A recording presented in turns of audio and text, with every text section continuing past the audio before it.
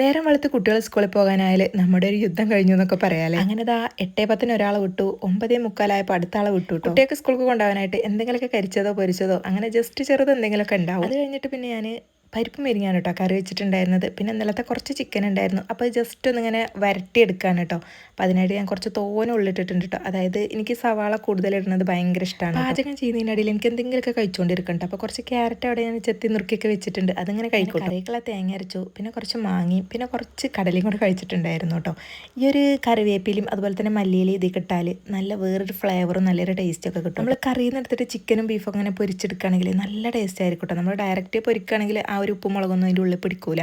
ഇങ്ങനെയാണെങ്കിൽ നല്ല ടേസ്റ്റാണ്. അതായത് ആ ഒരു ഉപ്പും മുളകും കറിയിൽ എല്ലാ സംഭവങ്ങളും ഉണ്ടാവും.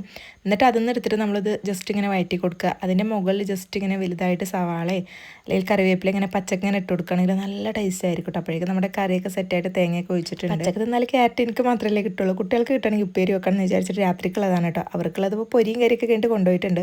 പിന്നെ രാത്രിക്ക് ഞാൻ അവർക്ക് ഉപ്പേരിയാണ് കേട്ടോ വെച്ചിട്ടുണ്ടായിരുന്നത്. അങ്ങനെ ഇതാ നമ്മുടെ കറിയൊക്കെ ജസ്റ്റ് ഒന്നിങ്ങനെ താളിച്ചിട്ടുണ്ട് കേട്ടോ. നമുക്ക് കടുകർക്കും ചെയ്യുകയാണെങ്കിൽ താളിക്കും ചെയ്യുക. ഞാൻ ചിക്കൻ അത് ഈ ഒരു രീതിയിലാണ് കേട്ടോ പറഞ്ഞിട്ടുണ്ടായിരുന്നത്.